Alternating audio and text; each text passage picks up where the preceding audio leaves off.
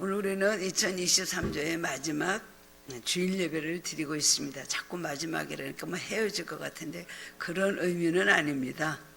매일매일 이렇게 교회적으로 정해서 예배를 드리기 때문에 그런 표현을 쓰는 것이죠. 오늘 2023년의 주일 예배로는 마지막이지요. 네.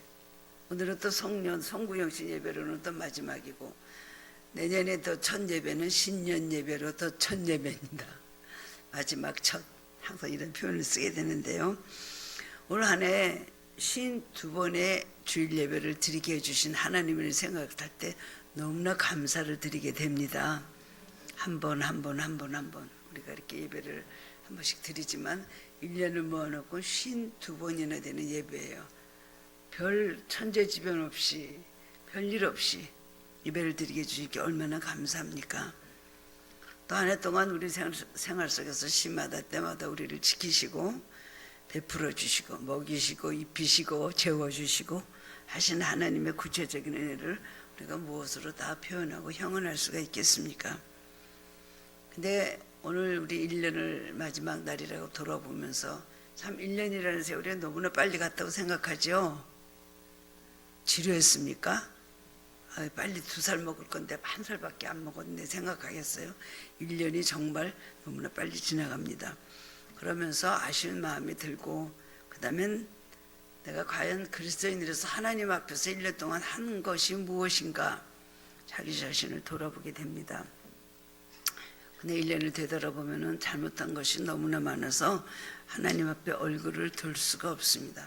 무슨 죄부터 어떻게 하오니 용서해달라는 말도 나오지도 않아요.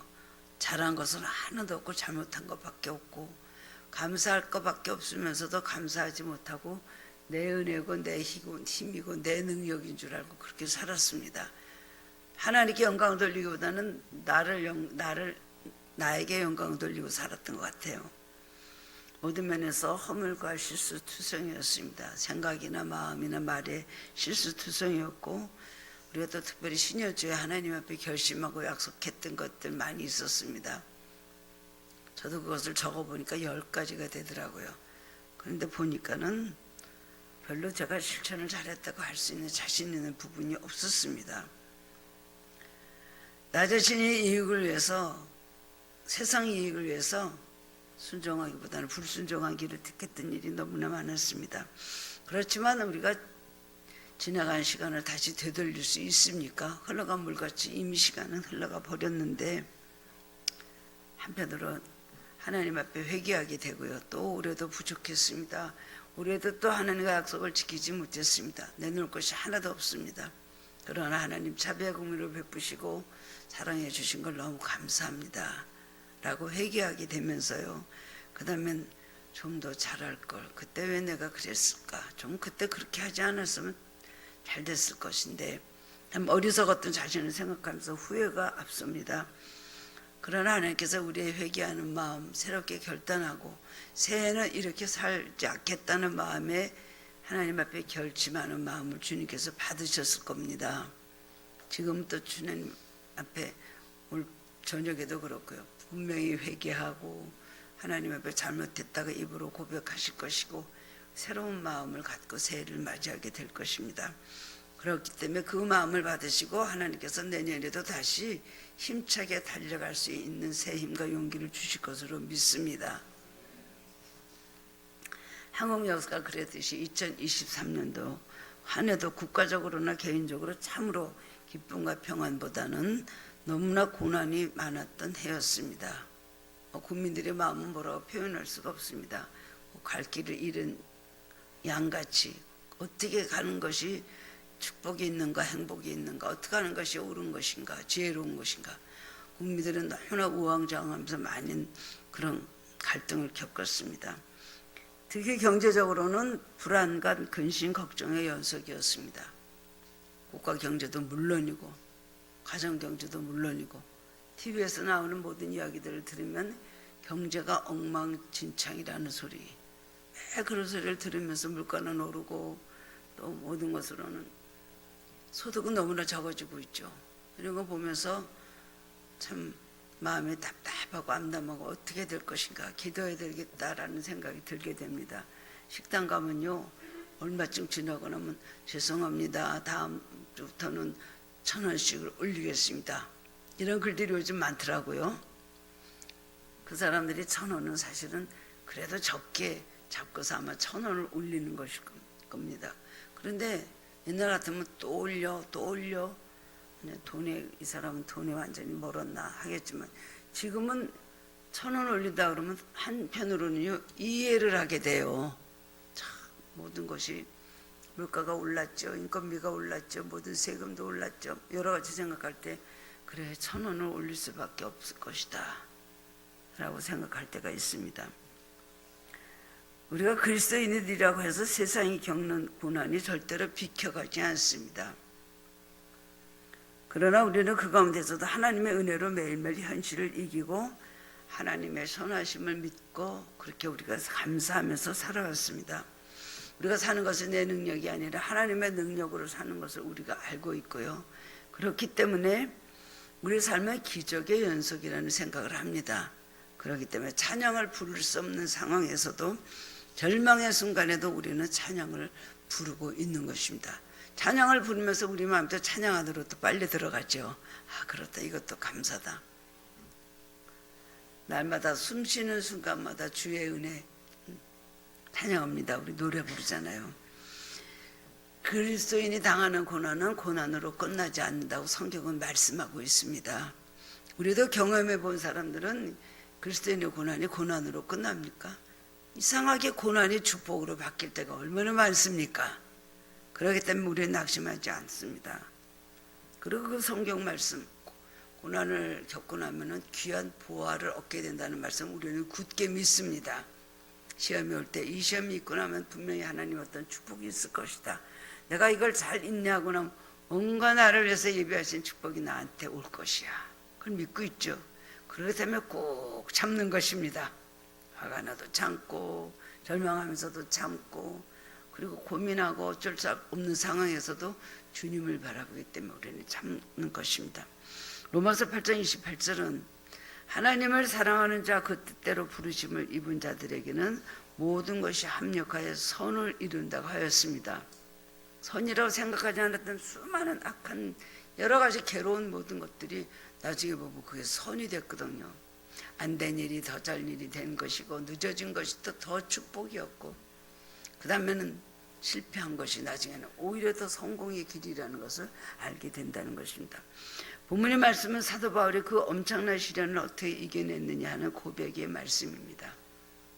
오늘 이 말씀을 보면 정말 이런 고난을 당해보지 않은 사람은 이 생명력이 사망은 우리 밖에서 역사하고 환경으로 역사하는데 우리 안에 있는 이 생명력이 얼마나 강하다는 것을 체험해 본 사람들은 압니다.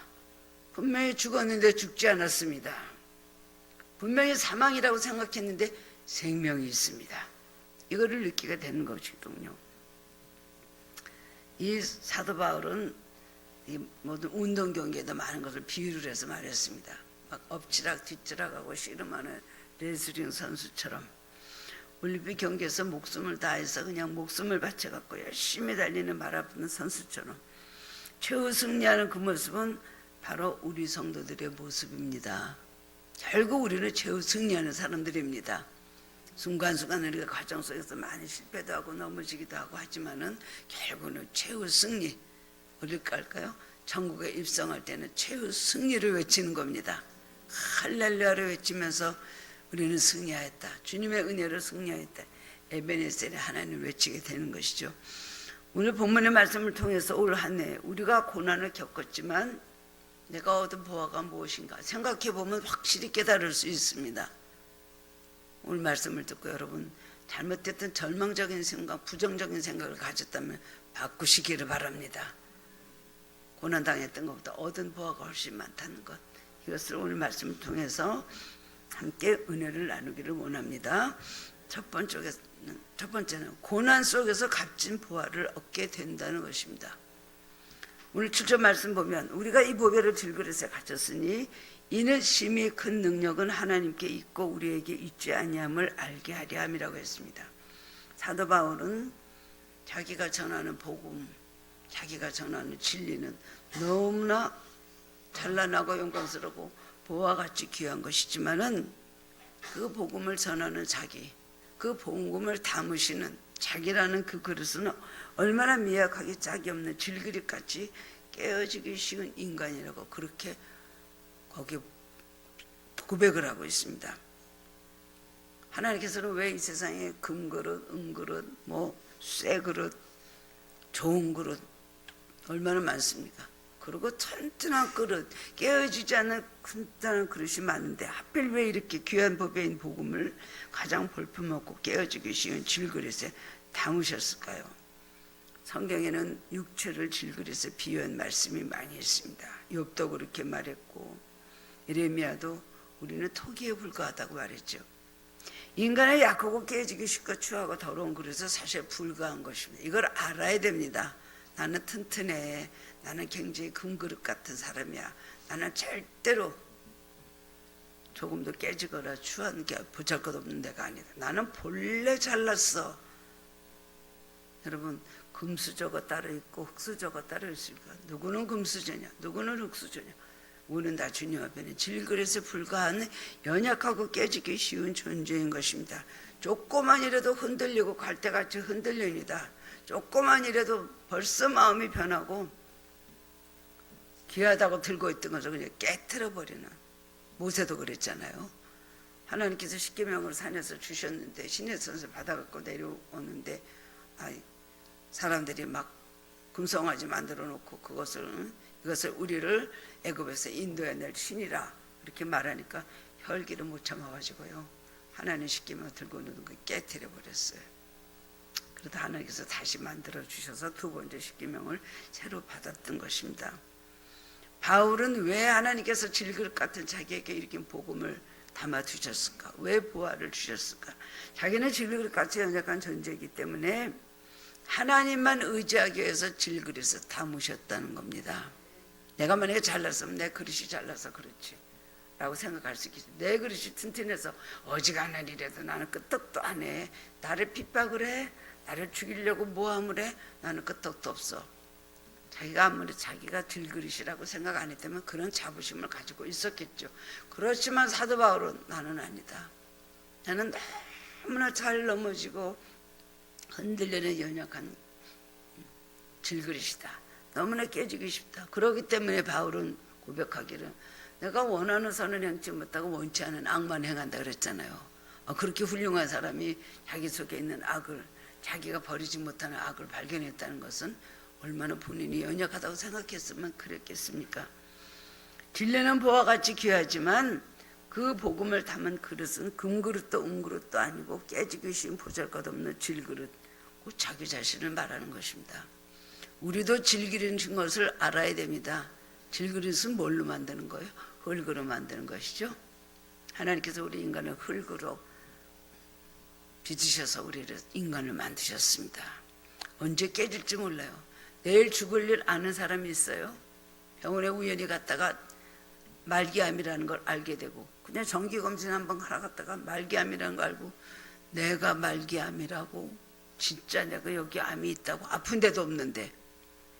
우리 고모 아들은요, 소화가 잘 안 돼갖고 아산병원에 가서 이제 검사를 받았는데 말기암, 간암, 말기암 한 달도 안 돼서 죽었어요.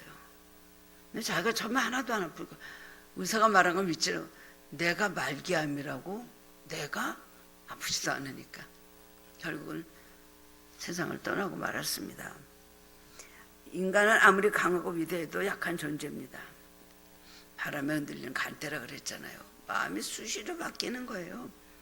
복음이 귀하다고 부귀와 영화 속에 담아놓으면 복음은 금방 변질을 하고 말 것입니다. 질그릇에 놔뒀기 때문에 그렇지. 만약에 우리가 금그릇에 놔두면 아마 진리와 복음은 금이다 라고 말했을지 몰라요. 저로 다른 것으로 표현이 됐을지 몰라요. 복음은 십자가를 지고 주님의 뒤를 따르는 참된 성도들의 가슴에서만 광채를 발하는 것입니다. 하나님 뜻이에요.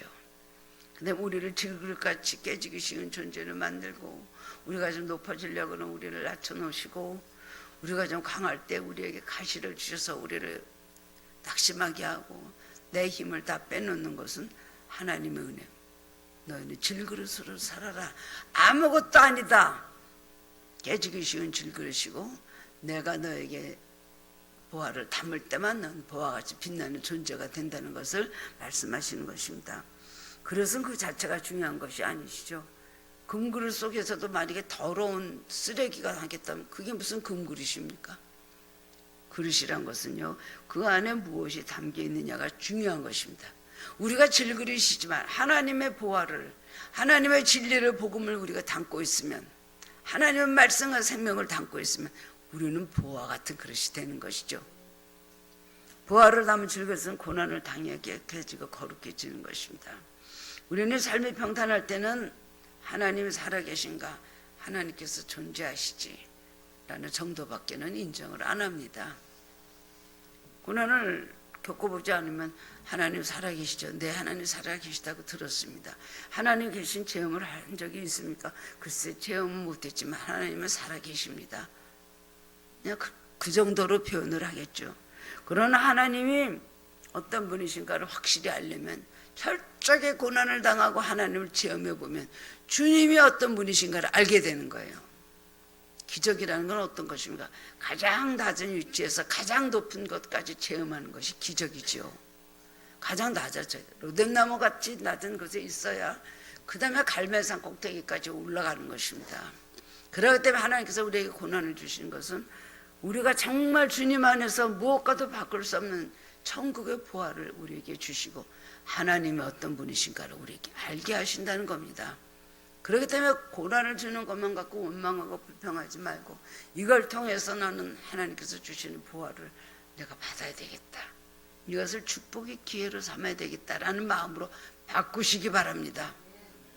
그렇기 때문에 고난을 대하는 자세가 달라져야 돼요. 그리스도인은 똑같이 세상 사람들과 똑같이 넘어집니다. 그러나 세상 사람들은 넘어졌다 못 일어나지만 우리 그리스도인은 넘어졌다가 일어난다는 것입니다. 10번도 일어난다는 것입니다. 그게 다른 것이에요. 우리 신앙생활인데 중요한 것은 그렇기 때문에 체험입니다. 체험은 어떤 지성적인 논리, 신학적 논리, 철학적 사고 이런 것으로 인해서 이해를 시킬 수가 없어요. 자기가 갖고 있는 체험은 긴 말이 필요가 없습니다. 내가 이렇게 체험하였다. 그것으로 모든 알고 있는 모든 자기의 사고나 이성이나 지식이나 모든 것을 다 뛰어넘는다는 겁니다. 영적 세계에 대한 체험은 본인이 아니고는 이해가 되지 않습니다. 아무리 말하면 다른 사람이 그 말을 듣고 이해가 갑니까? 나 꿈에 천국을 갔다 왔어. 내가 가니까 예수님 계시고 황금문이 있고 거기 글쎄 먼저 간 성도들이 있고 그랬더니 저거 미쳤나? 무슨 개 꿈을 꿨냐? 그러지 않겠어요? 똑같은 진리를 말해도 어떤 사람은 전혀 안 믿고 어떤 사람은 아멘으로 받아들이고 자기 신앙의 큰 성장을 보게 합니다. 많은 성도들이 이런 간증을 합니다. 참으로 이겨내기 힘든 시련을 어떻게 이겨냈느냐? 하나님의 살아계심을 체험하고 그 믿음 안에서 깨달은 보화를 붙잡고 있었기 때문이다. 다 깨진 것 같은 저거 그냥 너덜너덜한 것 같은 나의 삶이었지만 내 안에는 보화가 있었습니다. 그래서 나는 낙심하지 않았습니다. 생명을 가지고 살았습니다. 소망을 가지고 살았습니다. 매일매일 주님께서 주시는 은혜를 내가 받았습니다. 매일매일 하늘로부터 주시는 보화를 내가 받았기 때문에 나는 절대로 낙심하지 않고 쓰러지지 않았습니다. 라고 고백을 합니다. 그것은 돈을 주고 살 수 없는 생생한 체험에서 나온 고백이요 귀한 보화인 것입니다. 치열한 전쟁을 치르고 살아남은 군인들은요 무신론자가 없대요. 그 체험했기 때문에 죽음의 문턱의 위기까지 갔다가 하나님의 임재를 체험하고 살아나면 그때부터 그 보화를 간직하고 살아가게 된다는 것입니다. 이 보화가 얼마나 중요한가. 내가 질그릇이든 납그릇이든 무슨 그릇이든지 상관이 없습니다. 내 안에 하나님의 보화를 간직하면 나는 정말로 승리하는 삶을 살 수가 있고 그 삶이 더 괴롭거나 어둡지가 않습니다. 2014년도에 저기 지금 애창간에 앉아 계시겠죠? 박승원 집사님이 뒤로 넘어지셔갖고 머리가 깨지셨습니다. 많이 함몰이 되시고요. 그래서 이제 수술하시고 중환자실에 계시는데 그냥 뭐 많은 집사님들이 가서 중환자실에서 아무 식 없이 누워 계시는 박승원 집사님을 보고 그냥 하나님 살려만 주세요. 살려만 주세요. 살려만 주세요. 그래서 제가 가서 박승원 집사님을 보고서는 어떡하면 박 집사님은 지금의 박 집사님이 아니셨어요. 성격이 굉장히 똑똑하시고 굉장히 패기 많으시고 엄청난 아주 말씀도 아주 강하게 잘하시는 제가 조금 무서워하는 분이었습니다. 그런 박 집사님이 가서 누워 계신데 하나님 이분이 사실까요? 돌아가실까요? 제가 그렇게 여쭸어요. 이렇게 중환자실에서. 그는 살아나리라. 어떻게 해요? 봉사사명에 있는 사람이다 그러셨어요. 그래서 난 일어나셔갖고 뭐 설거지도 하시고 청소도 하시고 하나님께서 그러는 줄 알았는데 그건 아닌데 봉사사명이 있다. 그래서 내가 나서 그랬어요. 최 집사님 보고 사명이 있다고 하십니다. 돌아가시지 않습니다. 그랬어요. 한동안 중환자실 계시다가 그다음 입원실에 있는데도 전혀 의식이 없으시죠. 그런데 희한한데 의식이 그렇게 없으시대 저만 가서 목사님 오셨다 그러면 반응을 하시는 거예요. 목소리를 내시고 찬양을 부르자고 찬양은 뭐라고 부르시는 거예요. 이분이 보다 정말 영적으로 신앙이 대단한 분이셨구나 생각을 했습니다. 그래서 이 병원 저 병원 이 병원 저 병원 여러 군데를 이렇게 도셨거든요. 그러면서 최 집사님 말씀이 그냥 살아서 일어나서 걷기만 하는 것만 봐도 좋겠다 그러고 오시더라고요.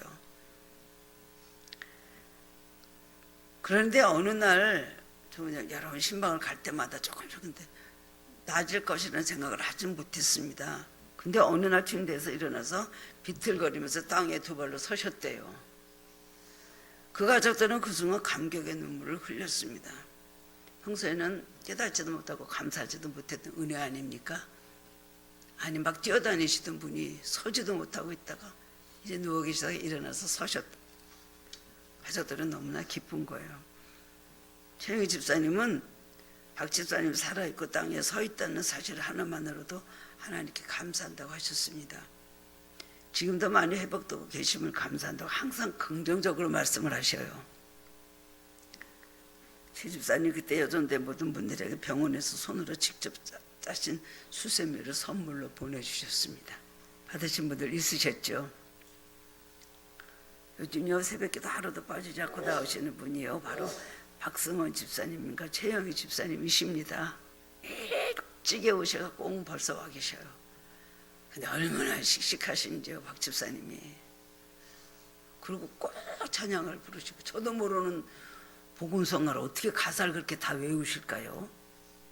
놀랄 노자입니다. 다 인사하고 커피 저에게 이렇게 컵 5개 이렇게 쌓아가지고 커피 믹스 타서 갖다 주시고 저번에는 콕콕 찔러져서 보니까 과자 하나를 주셨습니다. 사실 여러분들 건강하시고 이렇게 제가 맨날 만난 반갑게 있잖아요. 사실 우리 주일 예배 끝나고 가장 나게 힘 주시는 분이 누군지 알아요? 박승원 집사님이십니다. 하나님 살아계시구나. 그리고 꼭 막 인사하고는 출발 이러고 나가시잖아요. 저는 그 생각해요. 박 집사님 세상에서는 더 이상 치료가 안 되고 100%로 옛날같이 치료 없다 할지라도 천국 가면 저 상급이 굉장할 것이다. 새벽에도 하루도 안 깨워서 나오셔요. 최 집사님으로 아니요 내 혼자 일어나 나옵니다. 근데 먼저 일어나 계시다 그러더라고요. 영으로 사시는 분이에요. 내가 가만히 보면은 참 보면서 그렇죠. 질그릇까지 깨졌지만은 하나님의 보화를 담고 때문에 저렇게 생명력 있게 살아가는 것입니다. 그러면 저 과정을 생각하면 하나님 앞에 감사하고 세상에서는 많은 환난을 당하지만 주님께서 말씀하신 내가 세상을 이겨내라 담대하라 말씀하셨습니다. 고난속에 얻은 보화는 이렇게 귀한 것입니다. 사람의 말로는 형용할 수 없고 사람의 말로는 어떻게 표현할 수 없고 이해도 되지 않는 그런 일들이에요. 우리의 삶을 겸손하게 들여다보면 이루 말할 수 없이 크신 하나님의 은혜와 수많은 감사의 조건들 속에서 우리가 살고 있음을 부정할 수 없습니다. 뭐 그거는 하나님의 축복, 이거는 저절로 된 거고, 밤에 자다가 아침에 깨는 거 당연한 이치죠. 밤에 자다가 돌아가시는 분이 얼마나 많은지 몰라요. 우리 고등학교 후배는 남편이 강원도에 당뇨가 있어서 강원도에 가서 이렇게 움막같이 이렇게 통나무집같이 져놓고 거기서 잘 거기서 계시겠다 해서 맑은 공기 마시라고 거기 가서 집을 주고 거기 사셨거든요. 그냥 뭐 전화하시고 가끔 왔다 가시고 집에 왔다 가시고 가서 그냥 하지라고 좋은 거 먹고 거기서 당뇨도 고치시고 고치시라서 보냈는데 어느 날 갑자기 연락이 안 되는 거예요. 가서 보니까는 전화 안 받아요. 그러다 하루 이틀 하루 지난 다음에 그 다음에 아내와 아들하고 막 그냥 순경을 대동하고 경찰을 대동하고 해서 들어가니까는 문이 잠겨있고 돌아가신 거예요. 그 안에서 전기장판을 켜놓고선 돌아가셨더라는 거예요. 그건 CCTV를 이제 틀어서 봤잖아요. 근데 그 전날 돌아가시기 전날 2시 반까지 열심히 뭐 거실에 나와서 뭐도 하시고 이것도 하시고 저것도 하시고 막 그러고 달랑달랑 하시더래요. 2시 반까지 CCTV 봤더니. 그랬더니 그 다음에 들어가서 주무시다가 돌아가신 거예요. 그분이 집사님이셨기 때문에 우리가 그래도 소망을 가지지, 아니었다면 얼마나 낙심하고 인생이 이렇게 허무한 것인가. 그 안에 되는 우리 후배 한 말이에요. 세상에 마지막 인사도 한 번 못하고 해줬어요. 나 갈게. 그래서 그래요. 나도 얼마 있다 갈게요. 잘 계세요. 그게 마지막 인사였다는 것이에요. 우리는 이 세상에 감사할 일이 얼마나 많은지 모릅니다. 그러면서도 매일 불평불만하고 없는 것만 나열하고 매일매일 하나님 앞에 더 좀 왜 안 주시나 인색하신 하나님으로 우리가 표현할 때가 많이 했습니다. 야곱의 생애 중에서 가장 절망적이었던 밤은 어느 밤이 베델의 밤이었죠. 그 베델의 밤, 덜벽에 벽에 누워서 잠을 잤던 베델의 그 밤에 꿈을 꿨는데 하늘에 닿는 사닥다리를 보게 되었고 천사들이 우르르 내렸고 그 위에서 하나님이 계신 걸 보게 됐죠. 가장 괴로웠던 그 밤에 한 번도 체험이 없었던 하나님을 체험했습니다. 야곱이. 그리고 그 약속을 믿고 내가 너를 떠나지 아니하리라. 내가 다시 여기 돌아올 때까지 너로 함께하며 이 땅을 너에게 주리라. 그 약속이 20년 만에 이루어졌잖아요. 우리는 시련 속에서 더 아름다운 보화를 얻게 됩니다. 은혜 하나님은 우리에게 시련도 주시지만 시련 속에서 시련만 갖고는 고통만 당하다 살다 죽어라. 그게 아니에요. 시련을 당한 만큼, 연단을 당한 만큼 하나님은 우리의 삶에 더 아름다운 보화를 많이 준비하셨다가 우리를 주신다는 겁니다. 이걸 믿으시기 바랍니다. 올해 여러분들 아무것도 얻는 것도 없고 고생만 죽게 했고 뭐가 응답이 있냐 이런 마음 한쪽으로 있는지 몰라요. 그러면서 또 슬프게 서러운 마음으로 새해를 맞이할 수가 있겠지만 절대로 그렇지 않습니다. 눈에 보이지 않는 영적 보화가 여러분 삶에 많이 쌓여져 있다는 것을 기억하시기를 바랍니다. 두 번째로는 보화를 잘 활용해야 되는 것입니다. 우리는 시련 속에서 얻은 보화를 그 다음에 활용해야 됩니다. 보화가 있으면 뭐예요? 시편 126편 5절 6절 보면 눈물을 흘리며 씨를 뿌리러 나가는 자는 기쁨으로 거두리로다. 울며 씨를 뿌리러 나가는 자는 반드시 기쁨으로 그 산을 가지고 돌아오리로다는 말씀이 있습니다. 인내를 말하는 것이죠. 믿음을 말하는 것이죠. 70년 포로 생활에서 귀환하게 되는 꿈 같은 일을 이루어주신 하나님께 감사하며 그 기쁨과 감격을 생생하게 표현하고 있습니다. 구약시대는 희년이라는 게 있었어요. 땅도요 50년마다 한 번씩은요 땅은요 아무것도 안 심고 가만히 쉬게 하는 거예요. 여러분 희년이 있습니다. 고생하고 수고하고 농사짓고 손이 닳도록 여러분 일을 한다 할지라도 하나님께서 쉬게 하시니 희년의 축복, 휴식이 있고 쉼이 있는 그런 시간들을 주신다는 거예요. 이만하면 살만하다. 쉽게 말해서 그렇게 하는 날을 분명히 주신다는 겁니다. 우리 안에 동안 여러분은 눈물로 씨를 뿌렸을 것입니다. 감사의 눈물, 기쁨의 눈물보다는 힘들고 어려워서 서러워서 상처받고 흘렸던 눈물이 아마 얼마나 되겠습니까? 그러나 언젠가 기쁨으로 단을 풍성히 가지고 돌아오는 때가 반드시 있을 걸 믿으시기 바랍니다. 우리가 그냥 정말 깨진 질그릇같이 그냥 힘들고 어렵고 어떻게 하면 이 그릇이라도 보존하고 내가 붙여서 살을까 했던 그런 삶이었다면 그 안에 그런데도 희한하게 새지 않는 보화가 여러분의 삶 속에 간직되어 있다는 것입니다. 고난을 겪으면서 우리는 하나님께서 우선순위가 무엇인가 깨닫게 됩니다. 고난을 당하기 때문에 주님 앞으로 가까이 가게 됩니다. 물론 이제 인생은 끝이다 하고 극단적인 선택을 하는 사람들도 많이 있지만 대부분의 사람들은 살으려고 합니다. 이제어제가 해봐도 다 안 되니까 나중에는 어떻게 주님 앞으로 가는 것입니다. 십자가는 진언절과 같지요. 우리를 이끄는 능력이 있으세요. 우리는 철가루 같이 된 우리 인생이 십자가, 큰 자석과 같은 새 십자가에 우리는 끌려가는 거예요. 고난을 주시면 우리 주님 앞에 가까이 가는 걸 얼마나 감사한지. 하나님께서 우리에게 그렇기 때문에 고난을 주시는 거예요. 고난을 주시니까 기도하고. 이번에도 이렇게 연말이 가까우는데 제가 고난이라기보다 기도 제목들도 너무나 많고 하니까 이제는 안 되겠다 하니까 기도는 가겠다는 마음이 갑자기 들면서 반나절 후에 기도원으로 강남 기도원으로 떠나갔습니다.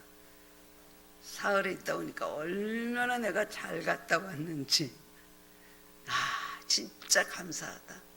그냥 여러 가지 근심이 없어졌어요. 맡기고 살아야 되겠다. 주님이 살아계시지. 나를 이렇게 여러 가지 머리통을 복잡해 하셔갖고 이렇게 나를 기도원으로 이끄셨으니 감사죠. 꼭 우리는 왜 엉덩이를 차여 갈까요? 꼭 매를 맞아야 정신을 차릴까요? 미리미리 알아서 하면 되는데 우선순위가 하나님이 아니라 다른 것에 먼저가 있기 때문에 그렇습니다. 여러분, 고난 속에 가졌던 어둡고 절망적인 태도를 벗어버리고 긍정적인 믿음을 가지고 여러분에게 주신 이 귀한 부활을 잘 살면서 활용하시기를 바랍니다. 그때 그렇게 하니까 이렇게 하셨지, 내가 그때 그렇게 됐을 때 일이 이렇게 됐었지, 그거 체험의 보화예요. 그때 내가 이렇게 했을 때 이렇게 잘못됐었지, 그때 내가 이렇게 하니까 하나님께서 이렇게 은혜를 주셨지, 그걸 기억하시고 잘 삶에 계속해서 활용을 해야 되는 것입니다. 본문 8절 9절 보면 우리가 사방으로 우겨쌈을 당하여도 쌓이지 아니하고 답답한 일을 당하여도 낙심치 아니하며 핍박을 받아도 버림받지 아니하며 거꾸로 뜨림을 당하여도 망하지 아니하고. 여러분 이런 고백 해보신 적 있으세요? 그럴 때 있죠. 사방으로 우열쌈을 당하고 핍박을 받고 버림받는 것 같고 거꾸림을 당하고 여러 가지 일에 몰려갖고 그렇게 올 때가 있습니다. 그러나 절대 망하지 않는다. 사방으로 문제 보이게 되는데 보이지가 되지 않는 거예요. 바울은 마게도냐에 있을 때 사방으로 우겨쌈을 당했고 루스드라 이고니온 이런 곳에서 돌에 맞아 죽을 뻔하고 그런데 그때보다 죽지 않았어요. 수도 없는 죽을 고비를 키웠죠. 가는 곳마다 사방으로 우겨쌈을 당했습니다. 그냥 그를 죽이려는 유대인들 원수 같은 무리들은 그를 죽여서 그냥 세상 밖으로 밀어내려고 했습니다. 끔찍한 음모와 중상모략에 그를 애워쌌습니다. 그러나 세상 권력이 바울을 가둘 수 있었을지 몰라도 하나님께서 함께 하시니까 세상 권력이 감옥에 넣어서도 감옥에서 저절로 지진이 나서 자유롭게 된 거예요. 우리를 막을 수 있는 건 아무것도 없습니다. 하나님만 우리와 함께 하시면 우리를 막을 수 있는 건 아무것도 없습니다. 어떤 일이 있어도 우리는 승리할 수 있고 뚫고 나갈 수 있습니다. 그렇기 때문에 우리는 믿음의 눈을 가지고 현실을 바라보고 해석을 해야 되는 것입니다. 하나님과의 나의 문제다. 이거는 하나님께 내가 의지해서 하나님이 해결해 주면 모든 문제를 그렇게 생각하시기 바랍니다. 하나님 바라보고 이 문제 해결하면 받아야 되겠다.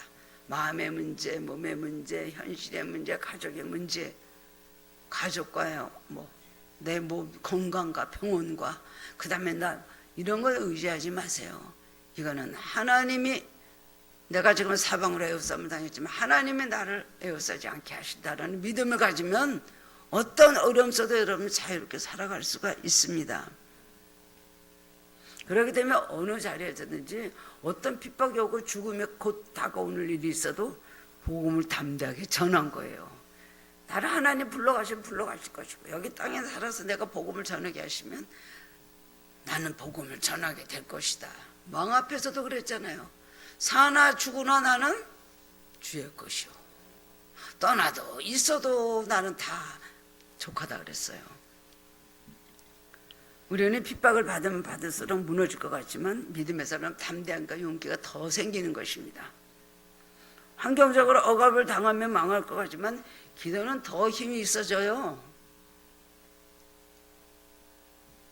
우리들의 신앙은 곰과 같아서 시련을 당하면 당할수록 점점점 뛰어오르는 것입니다.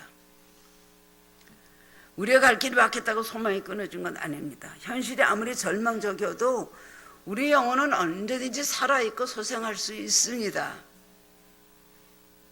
지난날의 실수와 실패를 부끄럽게 생각하지 말아야 됩니다. 그것을 통해서 하나님께서 우리의 삶 속에 값진 부활을 얻는 기회를 주신 것입니다. 우리 삶에 어떤 흠집이나 얼룩이 있었다 할지라도 미래 안에 깨끗한 축복된 미래로 얼마든지 남아있을 수 있다는 것입니다. 절망했다가 주님께서 우리를 일으켜 주시기 때문에 그 다음에 절망이 올 때 또 저번과 같이 이겨낼 수 있는 것입니다. 그때도 해결해 주셨는데 그때도 이렇게 기적을 보여주셨는데 내가 뭘 두려워하려. 여러분 한번 여러분 사는 동안에 도와주셨던 일들을 생각해 보세요. 위기 때 나를 건져준 걸 생각하면은 또 다른 위기가 오면 그때도 그랬는데 이까짓 짐이야 라고 생각하게 되는 것입니다. 과거에 하나님께서 베푸신 은혜 이 체험을 잊어버리면 이것이 보화입니다. 여러분이 간직해야 될 보화가 바로 이것인 것입니다. 주님께서 나와 함께 하시고 나에게 나타나셨던 현존하셨던 그 모든 사건들 이것을 매일 우리가 깨지기 쉬운 그릇이지만 이 안에 보화가 담겨 있다는 거예요. 오늘 시간을 성실하게 활용하지 못하고 허비하게 된다면 우리는 삶의 부활을 있을 수가 없습니다. 바울은 말도 못하는 많은 고난을 당했지만 마지막까지 자기에게 주어진 시간을요 절대로 허비하지 않고 복음을 전하는 일에 최선을 다했어요. 우리 새해부터는 시간을 낭비하지 않는 삶을 살게 되기를 바랍니다. 나의 삶에 최선을 다한 사람 결코 후회하거나 불만을 느끼지 않습니다. 베이브 루스라는 전설적인 홈런왕이 있죠. 메이저리그예요. 홈런왕이 되기까지 780번의 스트라이크 아웃을 당했습니다. 근데 완전히 실패했지만 실패를 딛고 일어나서 홈런왕이 되는 기적을 보여줬습니다. 그의 태어났던 동네에는 그의 이름을 붙인 거리가 생기고 미국이 존재하는 한 그의 이름은 수많은 미국 사람들에게 꿈과 이름을 주는 그런 이름이 되었죠. 그런데 기자가 물었습니다. 당신은 어떻게 그렇게 위대한 홈런왕이 되었습니까? 그때는 루스는 대답하기를 내가 홈런왕이 된 것은 780번의 실패가 있었기 때문입니다. 우리는 실패가 있었기 때문에 더 강해질 수가 있습니다. 우리는 절망하기 때문에 하나님 살아계신 체험을 가지고 늘 우리는 소망 가운데 달려갈 수가 있는 것입니다. 하나님의 그런 힘을 여러분에게 주기를 원하십니다. 그런 하나님의 힘을 여러분이 알기를 원하신다는 겁니다. 우리 항상 연말 되면 내성마비 송명희 시인을 잘 알고 있습니다. 지금 건강이 아주 안 좋다고 들었는데요. 예, 우리가 잘 알고 있는 나라는 것.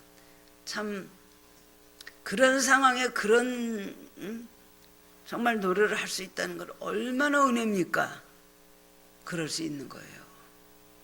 재물 없으나 난 지식 없으나 건강 있지 않으나 그러나 남이 없는 것 있으니 보지 못한 것 보았고 듣지 못한 음성 들었고 받지 못한 사랑 받았고 남이 모르는 것 깨달았네.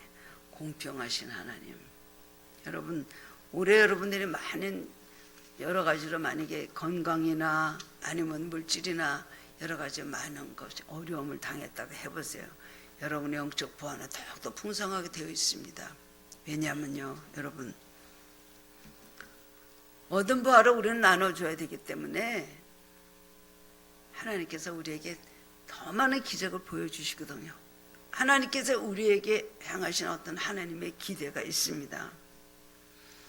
여러분, 올해는 돈 번 거 없습니다. 작년보다 실적이 형편없습니다. 아니면 큰 어려운 일을 많이 당했습니다. 뭐 자식도 별로 된 일이 없고요.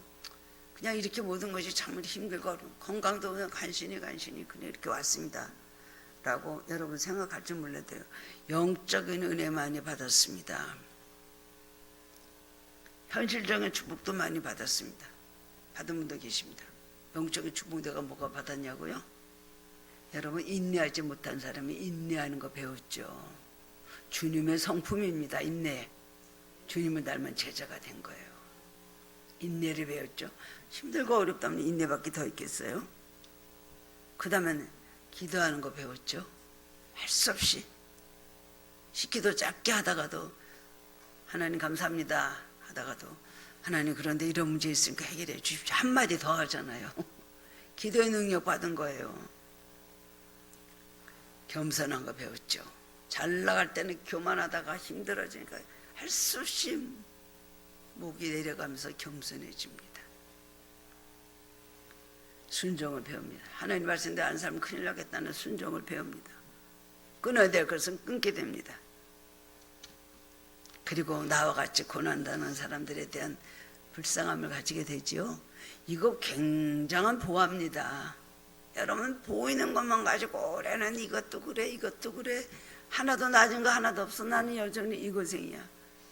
주님의 성품을 담는다는 건 굉장한 보화예요. 내가 변해진다는 건 굉장한 보화를 받은 것입니다. 깨닫고 달라지고 변화되고 새해는 이런 사람으로 살아가야지. 점점 영적인 사람으로 되는 걸 내가 원하고 그걸 놓고 기도를 한다는 것은 대단한 보화를 얻은 겁니다. 여러분, 진짜 은혜가 무엇인지 아시기 바랍니다. 사랑하는 자여, 내 영혼이 잘된 같이 내가 범사에 잘되고 강건하기를 내가 강구하노라. 영적으로 하나님 만나고 귀한 보화 충분해지면 여러분 삶은 그때부터 축복이 옵니다. 연단 오래 당하면서 영적 보화를 많이 쌓게 되죠. 축복받기 시작하면 1년 안에 축복이, 짧은 기간 안에 축복이 놀랍게 쏟아집니다. 하나님 뜻을 알고 감사하며 시련 속에서 올해도 내가 보화를 많이 얻었습니다. 내가 영적 부자가 되었습니다. 라는 자부심을 가지기를 바랍니다. 그리고 또 새해를 믿음으로 달려나가시기를 주님의 이름으로 축원합니다. 사랑의 주님 은혜를 감사드립니다. 1년을 돌아볼 때 감사할 것밖에 없습니다. 주님, 올해 저희들에게 믿음 주시고 환경을 지켜주시고 건강도 주셔서 52번의 하나님 이 많은 예배를 1년 동안 꾸준히 드릴 수 있도록 은혜 주시고 하늘 문을 열어주시고 교회의 문을 열어주신 것도 감사를 드립니다. 우리에게 이렇게 앉을 수 있는 제단 그리고 하나님 귀한 자리를 주신 은혜를 감사드립니다. 하나님, 우리의 믿음이 연약하여서 자꾸만 뒤를 돌아봅니다. 과거를 보지 않게 하여 주옵소서. 올해도 또 실패다. 올해도 내가 원하는 대로 이루어지지 않았다.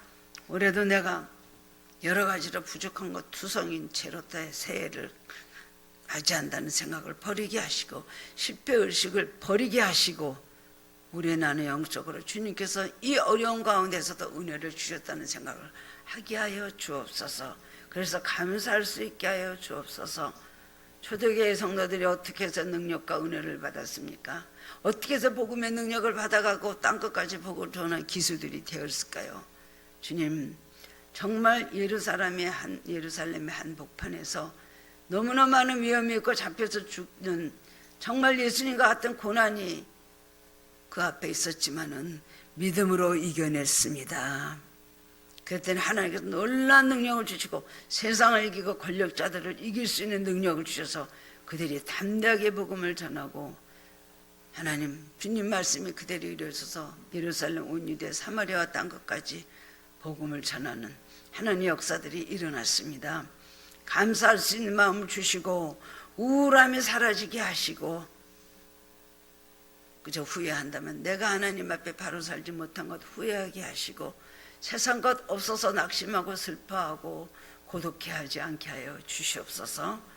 주신 은혜를 감사하고 영적인 보화를 볼 수 있는 눈을 오늘 열어 주시옵소서.